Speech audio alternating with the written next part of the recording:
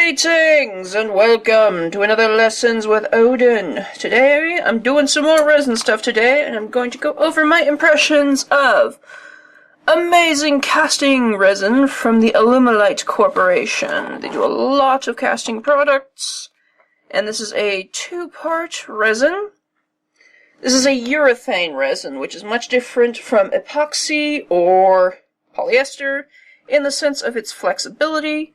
And this is also a white resin, so this is what happens. You may have noticed this piece from my UV resin review from Solaries. I'll leave a link probably in here if you want to check that out. But this is white. It is generally a very, very softer, more pliable resin.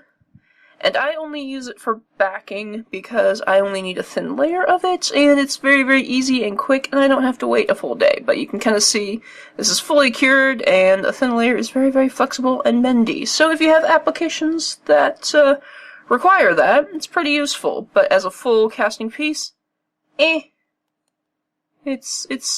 can tell it's a lot softer than other polyester resins.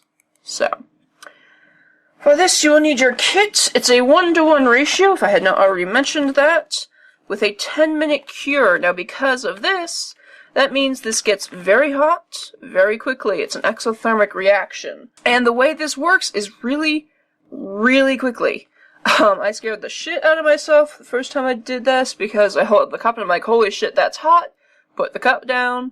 And then another time I was working with it, I spilled it on a pair of my pajamas, and I said, oh shit, immediately took out some scissors and cut the resin out of my pajamas because I didn't know how hot that was going to be, and I really didn't feel like leaving myself with the chemical burn. So, there is now a hole in one of my pajamas, which I still have because I don't throw shit out.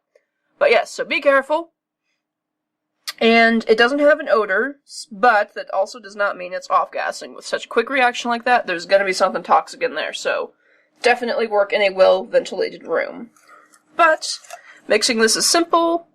I can do it as small as I can or as large as I can. Generally, I use small batches because I only use it for backing, so I don't need a lot of it. I use these plastic cups, but be warned, eventually, after the reaction takes place, it eats through the cups. So put it on a surface that you don't give a shit about. Or use better cups. Like the medicinal cups for cough syrup is probably better. These cheapy plastic Dixie cups get eaten up quick. So, yes.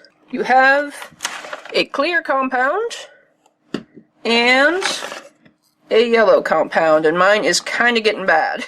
You can see as it's crumbling all over the place, which, yes, resin does age, so you have to be careful of that. So I'm just gonna quickly measure out a little bit. Here is another incident of do as I say and not as I do. Wear gloves. Do it. Wear gloves. So, I've got 2 parts here. And you can add any colorant that you want to this. Powders are generally better because they won't mess with the reaction, because there's no liquid to compensate for that, and you know. But you have to combine it in, because there's such a small window before these turn into solid, mix it into one of the parts before you combine them together. I'm going to do it on the clear one so that I get a general idea of what the color is going to be like, but something to keep in mind is that because it cures white, any color you use is going to be pastel. So I'm going to use this purple one, and I'm just going to go ham on it because it's powder. And I don't have a lot left anyway, so I'm just going to... Yeah, good enough. I'm also going to toss in some glitter to it, because why not? And I have this tinsel glitter that I just don't use. Oops. Probably shouldn't have used that much, but yes. You get the general idea. You can mix in beforehand, or I'm just gonna go at it.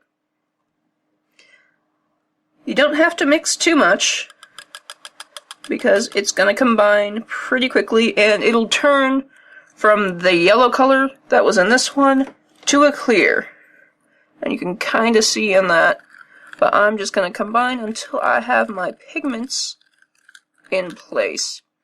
And the general rule is if you don't want bubbles in your back, to pretty much stir pretty slowly so that it doesn't get jostled very much.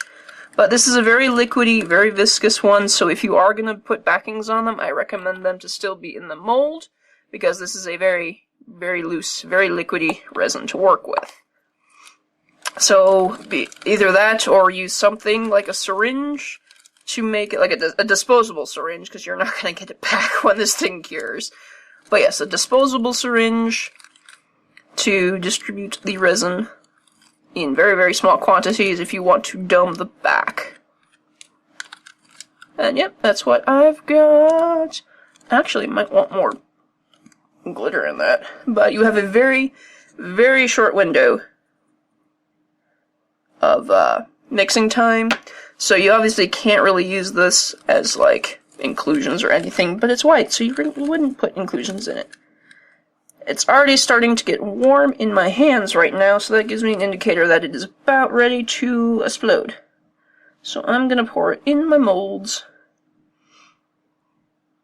And this is a really pretty color, which is a shame because it's going to turn completely different when it's done. Bubbles in the back aren't too big a deal because it's going to be white, so it isn't as noticeable. But you can still, while this is still liquid, you have a very short time to do this. You can take the lighter to it, or you can blow it out with a straw. Now I'm going to kind of show you a time-lapsed version of this so you can kind of see when the reaction takes place, because it's literally like a snap of your fingers. It'll be liquid, liquid, liquid, then all of a sudden it'll be a puddle of white. And it's really cool, because science! So yes.